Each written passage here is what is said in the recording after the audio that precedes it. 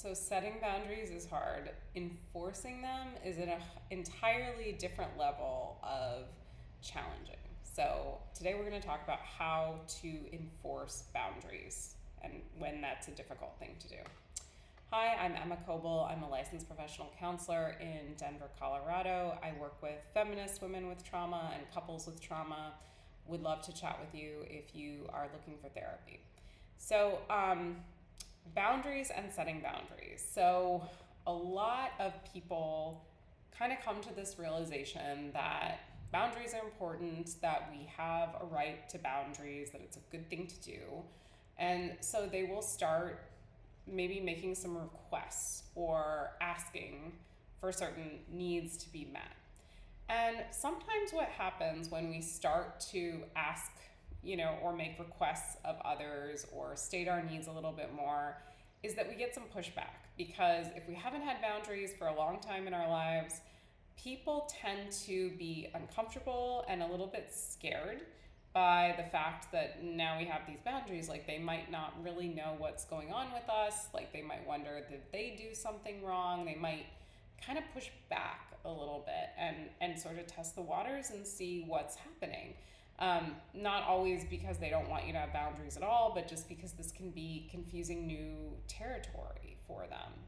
So how do we do it? How do we enforce boundaries when after we've kind of asked and it's not really going the way we want it to go? So maybe you are deciding to actually, think about in the future ending conversations that are really getting out of hand and that make you uncomfortable, or making the move and staying at a hotel or an Airbnb when you go back to see family. Or maybe you're thinking about actually cutting someone out of your life that you love, and it's a really hard decision to make, but they're just not respecting your boundaries. Whew. These are hard things to do. So if you're here, just know that it is really hard to do these things, and enforcing a boundary is so important. It's such an important step in this. It's not about just stating the boundary verbally, it's about actually following through with the boundary that is going to help you grow and heal your trauma and continue to form these better relationships and a better relationship with yourself. So there is a reward, there's a reason we do this. Okay, so this can feel so hard because it can activate deep fears about losing the people we love, about there being something wrong with us, about our needs being unreasonable, about us being crazy or difficult or delicate or in some way. And it can also activate some grief around, like, maybe not having the kinds of relationships or being in these situations that are really hard, and wanting our relationships to look different, being sad that things are this way, and maybe being sad that we had a childhood where we weren't taught how to do this tough advocating for our needs, so now we are in this situation. So the fact that it's hard doesn't mean you're doing something wrong. It's unfamiliar, and what I often will talk with clients about is if it feels hard, if it feels that like sticky, it's coming up against your growth edge thing with boundaries, it's often a sign that you're actually doing something really great.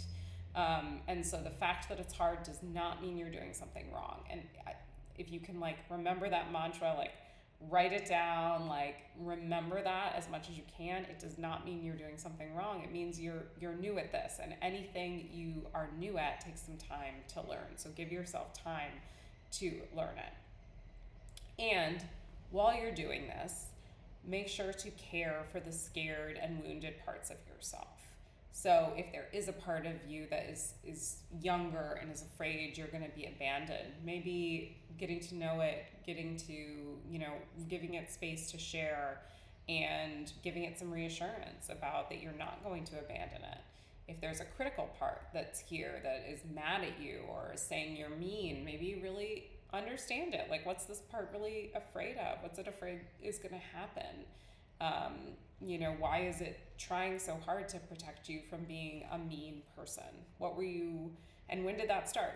What did it learn about being mean, and how having boundaries, and when did it start trying to keep you from being that kind of person, and why? Why did it have to do that job? So really start to check in with these parts. Understand, the people pleasing part of you more. Get curious about it. Offer compassion to these parts of yourselves, and maybe redirect and remember that adult you is the one who's going to be making these decisions now. So enforcing some boundaries might look like, saying to someone, this conversation is feeling unproductive. I'm going to step away. Let's try again another time. Or saying to your family, I'm going to be staying in a hotel when I visit. I need some space from this relationship, or, separate thing. Like, I need some space from this relationship. I'm going to be focusing on myself for a little while. Those things are really hard to say. So I encourage you to say them, take some space, regulate your parts and yourself, and just congratulate yourself on how brave you have been. You do not need to justify your boundaries or explain them in any way. These can be short conversations.